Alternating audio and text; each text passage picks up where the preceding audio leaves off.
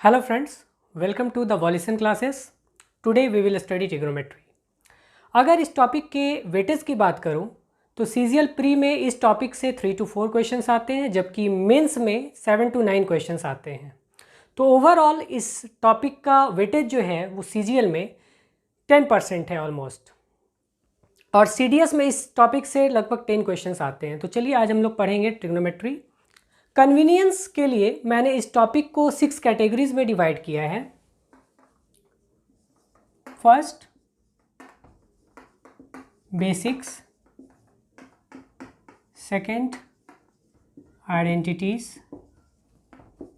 Third, value putting. Fourth,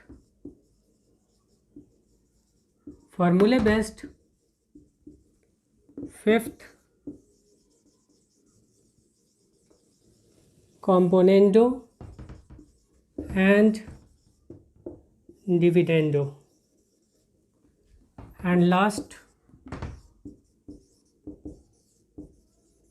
height and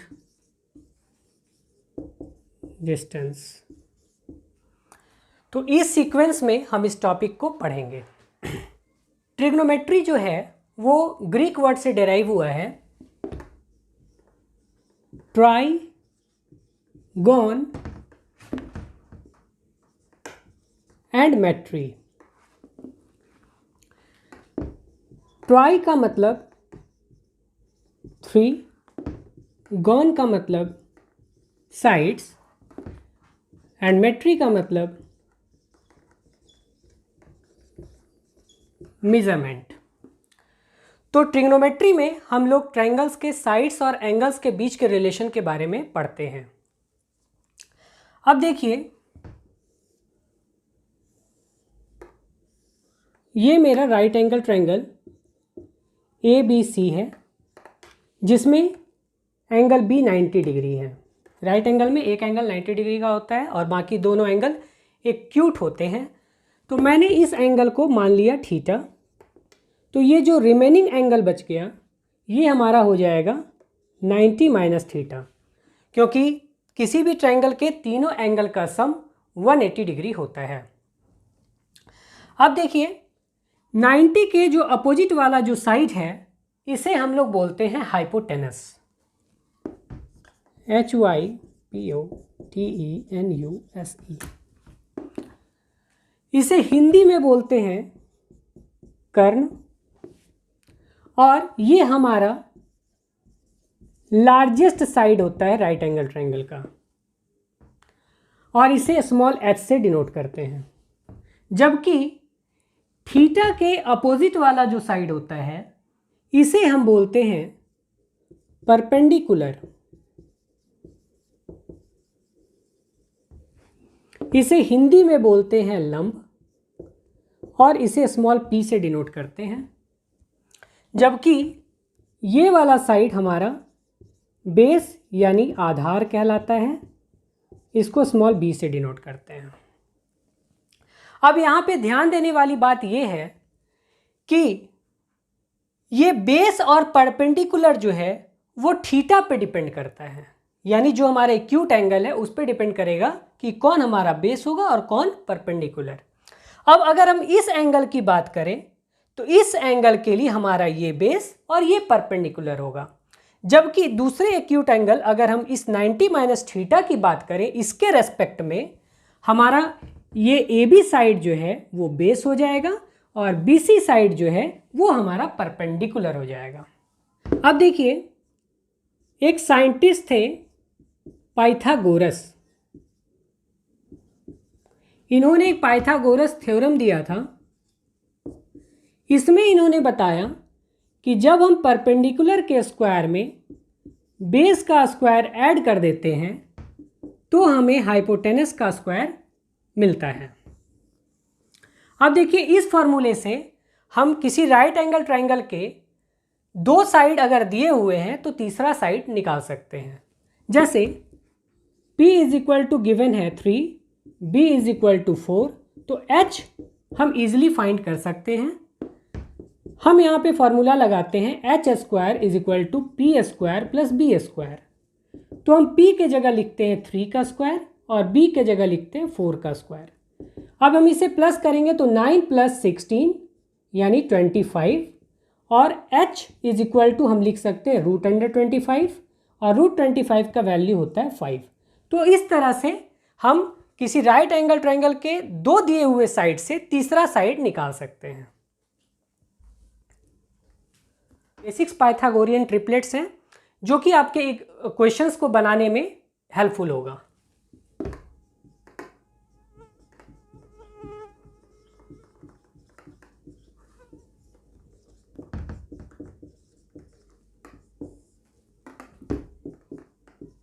three 4 5 5 12 13 7 24 25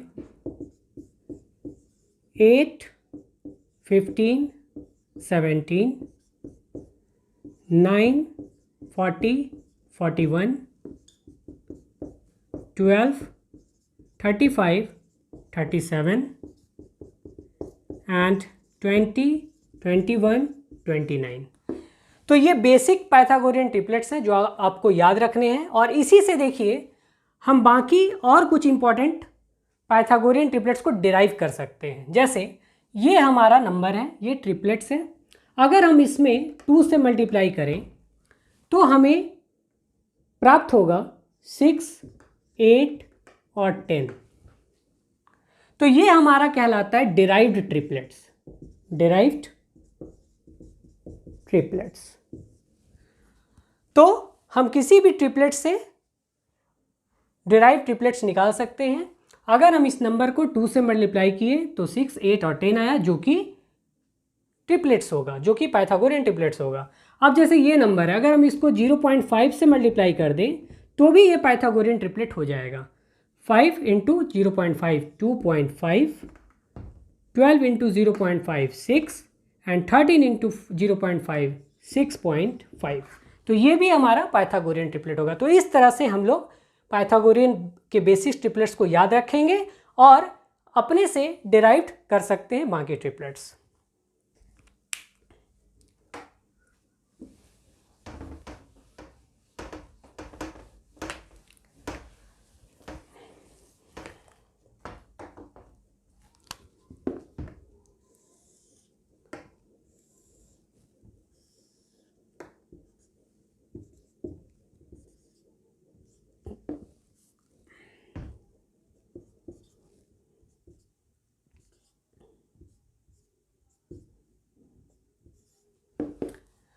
ये right angle triangle है, इसमें 3 sides हैं P, B और H। अब इसको हम लोग रेशियोज में लिख सकते हैं, इसको हम लोग 6 T रेशियोज में लिख सकते हैं जो कि इस प्रकार है। पहला साइन थीटा, एक्चुअली ये SINE थीटा होता है, इसको एब्रिविएट करके हम लोग लिखते हैं SIN थीटा, साइन थीटा। दूसरा होता है कोसाइन थीटा, इसको हम लोग एब्रिविएट करके लिखते हैं कॉस थीटा। इसके बाद होता है टेंजेंट थीटा, इसको हम लोग एब्रिविएट करके लिखते हैं टैन थीटा। इसके बाद होता है कोसेकेंट थीटा, इसको हम लोग लिखते हैं कॉसेक थीटा। इसके बाद होता है सेकेंट थीटा, इसको हम लोग लिखते हैं सेक थीटा। इसके बाद होता है कोटेंजेंट थीटा, जिसको हम लोग लिखते हैं कॉट थीटा। ठीक है, अब देखिए साइन थीटा का वैल्यू होता है P/H, कॉस थीटा का होता है B/H, टैन थीटा का होता है P/B, कॉसेक थीटा का होता है H/P, सेक थीटा का होता है H/B और कॉट थीटा का होता है B/P।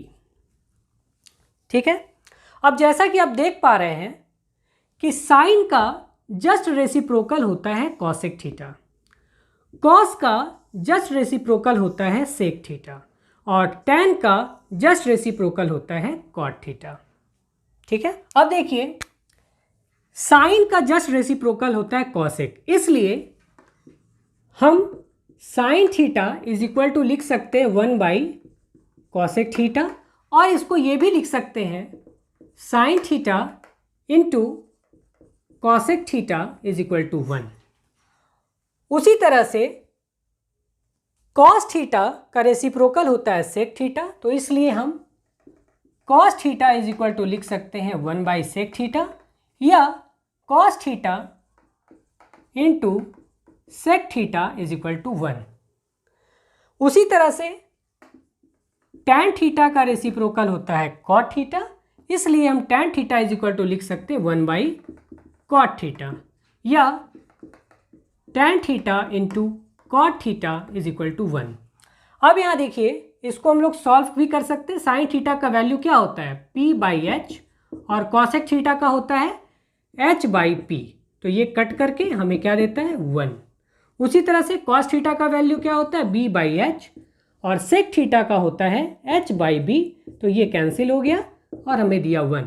tan थीटा का वैल्यू होता है p/b, और cot थीटा का होता है b/p, तो ये कैंसिल होकर के हमें क्या दिया 1। तो इस तरह से हम लोग डिराइव कर सकते हैं। अब देखिए, tan थीटा को हम लोग sine theta by cos theta भी लिख सकते हैं, ठीक है, क्योंकि साइन थीटा का वैल्यू होता है p/h और कॉस थीटा का वैल्यू होता है b/h, तो दोनों का जो डिनोमिनेटर है वो h है, कैंसिल हो गया, तो ये हमें दिया p/b, जो कि हमारा tan का वैल्यू होता है। तो ये चीज़ें आपको याद रखनी है। अब इसके बाद आते हैं कॉट थीटा में, तो कॉट थीटा को हम लिख सकते हैं cos theta by sine theta, क्योंकि कॉस थीटा का वैल्यू होता है b/h और साइन थीटा का वैल्यू होता है p/h, तो h कैंसिल, b/p, तो ये b/p किसका होता है कॉट थीटा का, तो cot theta is equal to b/p और cot theta is equal to cos theta by sine theta.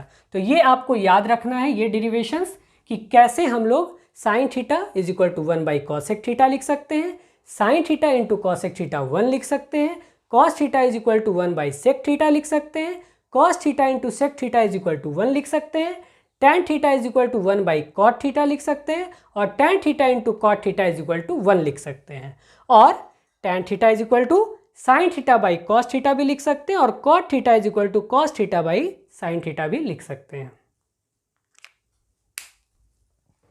अब हम आते हैं ट्रिग्नोमेट्रिकल आइडेंटिटीज में।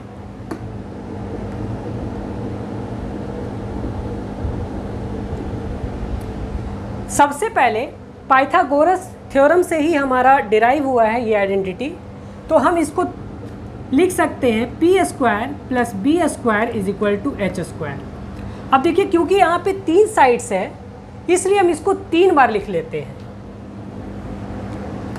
p² plus b² is equal to h², p² plus b² is equal to h²। अब देखिए, क्योंकि 3 side है, इसलिए हम इसको 3 बार, एक बार h² से, एक बार p² से, और एक बार b² से डिवाइड करते हैं।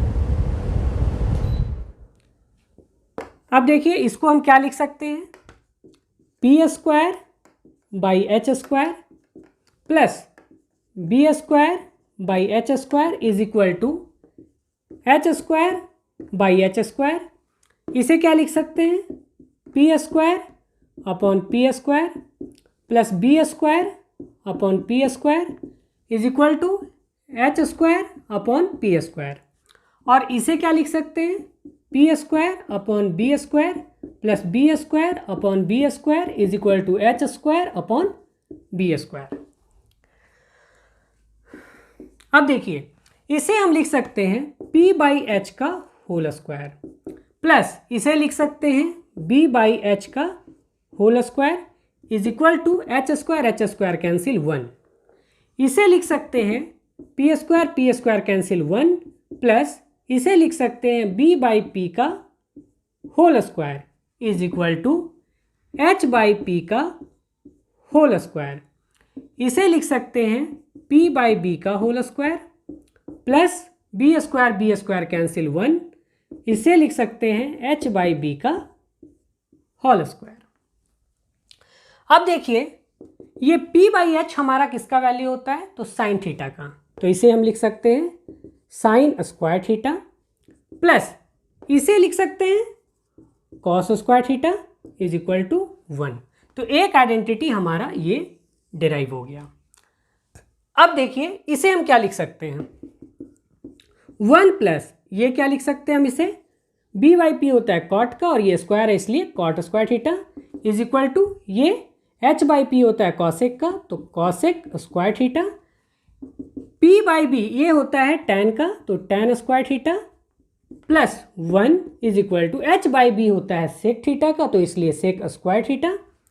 तो ये हमारा 3 आइडेंटिटी मिला। अब इससे हम लोग क्या क्या डिराइव कर सकते हैं, हम इसे लिख सकते हैं sine square theta is equal to 1 minus cos square theta, और क्या लिख सकते हैं cos square theta is equal to 1 minus sine square theta.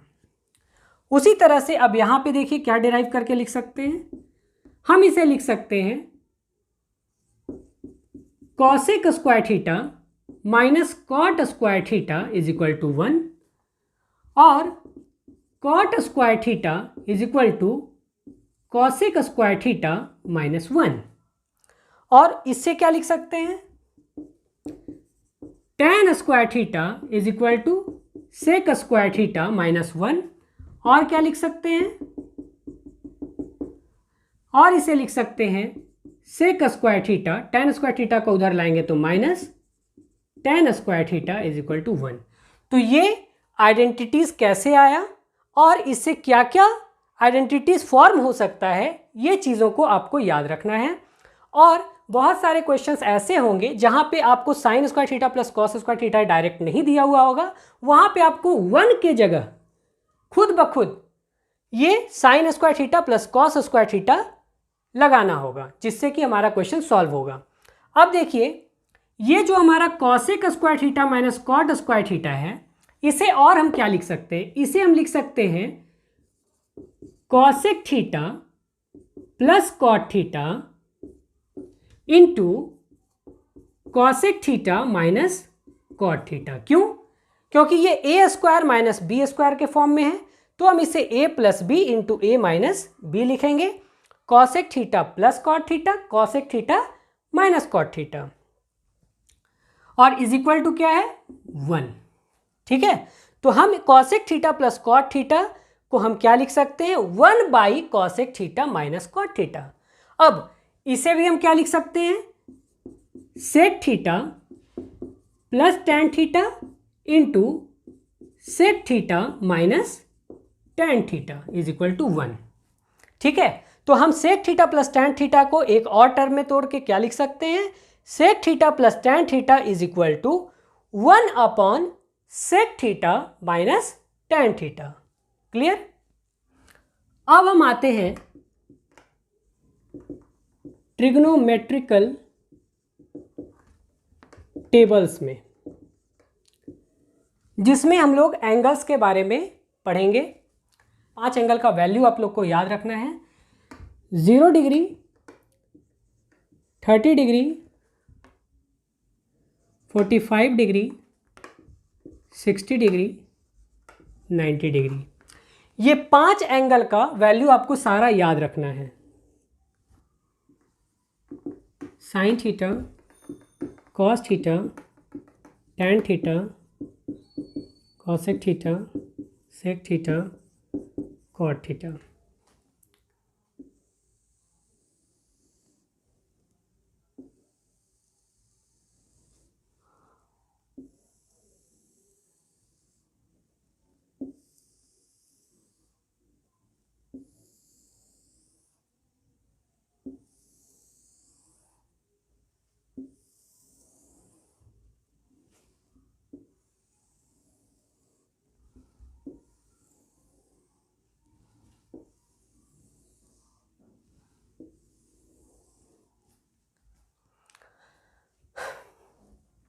अब देखिए ये बॉक्सेस जो हमारे बने हैं, ये सारे एंगल्स को हमें याद रखना है, इसको फॉर्म करने का मैं एक छोटा सा ट्रिक आपको बताता हूं, जिससे कि आप ये टोटल 30 एंगल्स जो हैं वो आप याद कर सकते हैं। 0 डिग्री है तो इसलिए हम 0 से स्टार्ट करेंगे। 0, 1, 2, 3 और 4। अब इसके बाद हर नंबर्स को 4 से डिवाइड कर देंगे। इसके बाद हम इस पे रूट डाल देंगे। अब देखिए 0/4 का वैल्यू 0 और 0 का रूट 0, 1 का रूट 1, 4 का रूट 2, 2 1 जा 2, 2 2 जा 4, रूट 1 का वैल्यू 1, रूट 2 का वैल्यू रूट 2, रूट 3 का वैल्यू रूट 3, रूट 4 का वैल्यू 2, 4/4 1, 1 का रूट 1। अब देखिए ये जो हमारा वैल्यू आया है इसे इसी सीक्वेंस में हम साइन थीटा वाले कॉलम में पुट कर देंगे। तो 0, 1/2, 1/√2, √3/2 एंड 1। तो साइन थीटा का हमें ये सारा वैल्यू मिल गया। तो साइन 0 का वैल्यू 0, साइन 30 का वैल्यू 1/2, साइन 45 का वैल्यू 1/√2, साइन 60 का वैल्यू √3/2 और साइन 90 का वैल्यू 1। अगर हम इसी को रिवर्स कर दें तो हमारा कॉस थीटा का वैल्यू मिल जाता है। तो इसे हम रिवर्स करेंगे तो मिलेगा 1 √3/2, 1/√2, 1/2 और 0। अब यहाँ पे ये आप ध्यान देंगे कि हम जानते हैं कि sign theta by cos theta tan होता है। तो उसी तरह से अगर हम इस दोनों रेशियो को डिवाइड करेंगे तो ये एंगल मिलेगा, इस दोनों को डिवाइड करेंगे तो ये एंगल मिलेगा एंड सो ऑन। अब देखिए 0/1 क्या होगा 0। अब इस दोनों को डिवाइड करेंगे तो नीचे 2 कैंसिल तो बचेगा 1/√3, नीचे √2 कैंसिल बचेगा 1, नीचे 2 कैंसिल बचेगा √3 और 1/0 होता है अनडिफाइंड या इनफाइनाइट। ठीक है। अब देखिए कॉसेक थीटा साइन थीटा का रेसिप्रोकल होता है, इसलिए हम इसको क्या लिख सकते हैं, इसके नीचे कुछ नहीं है तो 1, तो 1/0 हो गया अनडिफाइंड।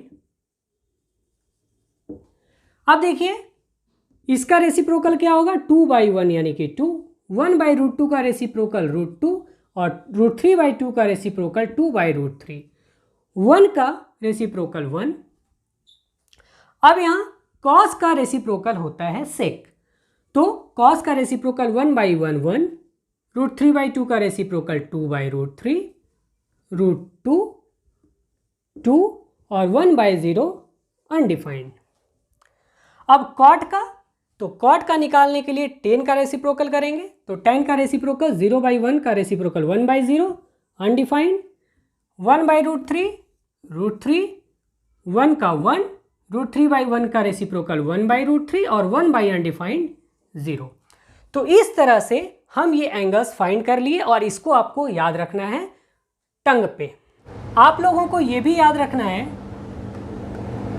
साइन थीटा और कॉस थीटा का जो वैल्यू होगा वो हमेशा -1 और +1 के बीच लाई करता है, ये आप लोगों को याद रखना है। दूसरा tan थीटा और कॉट थीटा का जो वैल्यू होता है ये प्लस इन्फानाइट से माइनस इन्फानाइट के बीच लाई करता है। अब सेक थीटा और कॉसेक थीटा का वैल्यू जो है वो भी माइनस इन्फानाइट से प्लस इन्फानाइट के बीच में लाई करता है, बट इसमें एक कंडीशन ये है कि सेक थीटा और कॉसेक थीटा का वैल्यू -1 एंड +1 के बीच कभी नहीं होगा, के बीच नहीं होगा। ये कंडीशन आपको याद रखना है, बट -1 एंड +1 के बीच नहीं होगा। आपसे कोई ये पूछ दे कि क्या साइन थीटा का वैल्यू 3.5 होगा, तो नहीं होगा, क्योंकि 3.5 जो है 1 से ज़्यादा है, जबकि इसका वैल्यू जो है साइन का वो -1 और +1 के हमेशा बीच में होगा। कोई आपसे पूछ दे कि tan इज इक्वल टू 2 हो सकता है, तो हाँ हो सकता है, क्योंकि ये माइनस इनफाइनाइट और प्लस इनफाइनाइट के बीच में है। ठीक है, क्या 0 हो सकता है? तो हाँ हो सकता है, क्योंकि ये माइनस इनफाइनाइट और प्लस इनफाइनाइट के बीच में है। लेकिन अगर आपका सेक और कॉसेक की बात अगर करें तो sec theta is equal to क्या 1.5 हो सकता है? हाँ हो सकता है, क्योंकि ये -1 और +1 के बीच नहीं है, कुछ और है। ठीक है, 1 से ग्रेटर है। अब यहाँ पे अगर हम बोले सेक थीटा का वैल्यू क्या 0.5 हो सकता है? तो नहीं हो सकता है, क्योंकि 0.5 -1 और +1 के बीच लाई करता है, इसलिए हम सेक थीटा का वैल्यू 0.5 नहीं ले सकते हैं। क्लियर? एक एंगल होता है रेडियन, एक एंगल का मेजरमेंट होता है radian. 1 radian is equal to होता है 57 डिग्री 16 मिनट एंड 22 सेकेंड। ये आप लोगों को याद रखना है। ठीक है, अब बात आती है कि ये रेडियन होता क्या है, तो ये मैं आपको बताता हूं। सपोज ये हमारा सर्कल है, इस सर्कल का ये सेंटर O है। अब अगर रेडियस के बराबर कोई आर्क, रेडियस के बराबर आर्क सेंटर पे जो एंगल बनाता है वो एंगल हमारा 1 रेडियन का होता है। यानी ये आर्क AB, मान लीजिए इसका नाम मैंने AB दिया, तो ये आर्क AB रेडियस R के बराबर है, तो ये जो एंगल बनेगा ये एंगल हमारा 1 रेडियन का होगा। और रेडियन को हम लोग स्मॉल c से डिनोट करते हैं पावर में। ठीक है, अब देखिए अगर R रेडियस हमारा 1 रेडियन का एंगल फॉर्म करता है, तो अगर हम पूरे सरकमफेरेंस की बात करें, इतना पार्ट AB जो है R है, इसका लेंथ R है, और ये R रेडियस 1 रेडियन का एंगल बनाता है, तो ये पूरा सरकमफेरेंस यानी कि 2 पाई R 2 पाई रेडियन का एंगल फॉर्म करेगा। ठीक है, यानी यह हम ऐसे भी लिख सकते हैं, 2 पाई से अगर दोनों साइड मल्टीप्लाई कर दे तो हमारा क्या फॉर्म होगा, 2 pi R is equal to 2 pi radian. ठीक है, तो ये 2 पाई R क्या होता है हमारा, ये हमारा होता है सरकमफेरेंस। और सरकमफेरेंस जो है पूरा एक सर्कल, वो सेंटर पे पूरा कितने डिग्री का कोण बनाती है, कितने डिग्री का एंगल बनाती है, तो 360 डिग्री का एंगल बनाती है। तो हम ये लिख सकते हैं कि 2 पाई रेडियन का वैल्यू क्या होगा, 360 डिग्री। क्लियर? अब देखिए हम इसको लिख सकते हैं pi radian is equal to 360/2 यानी कि 180 डिग्री। ठीक है, तो पाई रेडियन का वैल्यू होता है 180 डिग्री। अब देखिए अगर हमें 1 रेडियन का वैल्यू लिखना हो तो हम इसको लिख सकते हैं 1 रेडियन इज इक्वल टू 180/पाई। जबकि 1 डिग्री इज इक्वल टू हमें लिखना हो तो हम इसे लिख सकते हैं pi radian by 180।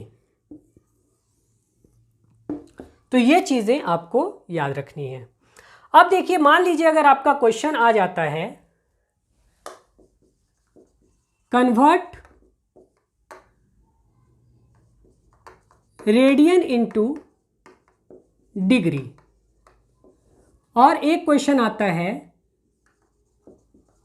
Convert degree into radian. जैसे एक एंगल आपका दिया हुआ है 5/2 पाई रेडियन, बस ये जो हमारा रेसिप्रोकल है 5/2 इसको लिख लेते हैं और इसको 180 से मल्टीप्लाई कर देते हैं, जो हमारा आंसर आएगा वही हमारा डिग्री होगा, 450 डिग्री। अब डिग्री को मान लीजिए रेडियन में कन्वर्ट करना है, मान लीजिए 140 डिग्री दिया हुआ है, इसको रेडियन में कन्वर्ट करना है।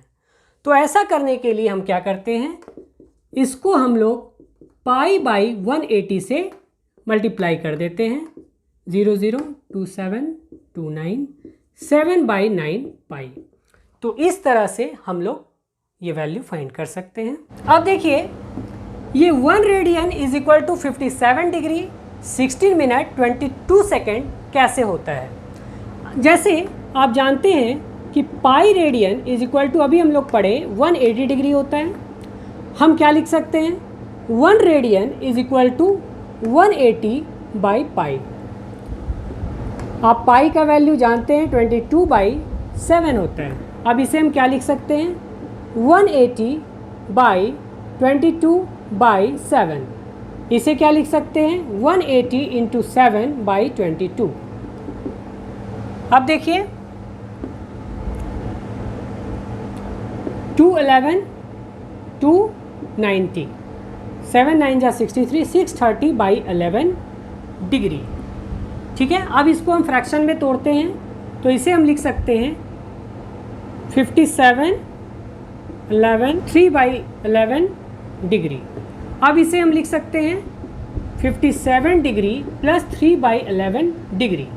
अब देखिए डिग्री को मिनट में चेंज करने के लिए, मिनट इससे छोटी इकाई होती है, 1 degree is equal to 60 minute होता है और 1 minute is equal to 60 second होता है। तो डिग्री से मिनट में आने के लिए 60 से मल्टीप्लाई करेंगे और मिनट से सेकेंड में आने के लिए भी 60 से मल्टीप्लाई करेंगे। तो 3/11 इंटू 60 मिनट। अब इसे देखिए क्या लिख सकते हैं, 57 डिग्री प्लस 180/11 मिनट। अब इसे क्या लिख सकते हैं, 57 डिग्री प्लस 11 6 4/11 मिनट। अब इसे हम क्या लिख सकते हैं, 57 डिग्री 16 मिनट प्लस 4/11 मिनट। तो 4/11 को अगर हमको सेकंड में चेंज करना है तो हम इसे लिख सकते हैं 60 सेकेंड। अब इसे लिख सकते हैं 57 डिग्री 16 मिनट 240/11 सेकेंड। इसे हम लिख सकते हैं 57 degree 16 minute and 11 to the 22, 11 to the 22, 22 second approx. Clear? Sine 1 degree और साइन 1 रेडियन, इसमें कौन बड़ा है? तो ये देखिए हम इजीली फाइंड कर सकते हैं। 1 रेडियन का वैल्यू कितना होता है अप्रॉक्स, 57 डिग्री। तो साइन 1 बड़ा होगा या साइन 1 रेडियन बड़ा होगा? तो ये हमारा साइन 1 रेडियन बड़ा होगा। क्यों? क्योंकि साइन 57 डिग्री का वैल्यू 1 से बड़ा होता है। जैसा कि आप पढ़ चुके हैं अभी, 0 साइन का वैल्यू 0 का 0 होता है, 0 से ये बढ़ता जाता है और ये 1 तक जाता है। ठीक है, तो 0 1/2, 1/√2, √3/2 और 1। तो ये 0 और 1 के बीच में, 0 से 90 के बीच में इसका वैल्यू होता है। तो साइन अगर 57 की बात मैं करूं तो साइन 57 यानी कि साइन 60 और साइन 45 के बीच में लाई करेगा। साइन 57 कहाँ लाई करेगा, साइन 45 और साइन 60 के बीच लाई करेगा। तो साइन 45 का वैल्यू होता है 1/√2 और साइन 60 का वैल्यू होता है √3/2। तो ये वैल्यू हमारा कहाँ होगा, इसके बीच में। जबकि साइन 1 का वैल्यू जो है वो 0 और 30 डिग्री के बीच में लाई करेगा, यानी 0 और 1/2 के बीच में। तो हम यहाँ देख रहे हैं कि 0 से ये इंक्रीजिंग ऑर्डर में है, इसलिए साइन 1 का वैल्यू जो है वो साइन 57 डिग्री से क्या होगा, छोटा होगा, और साइन 1 रेडियन का वैल्यू इसलिए बड़ा होगा। चलिए मिलते हैं नेक्स्ट क्लास में।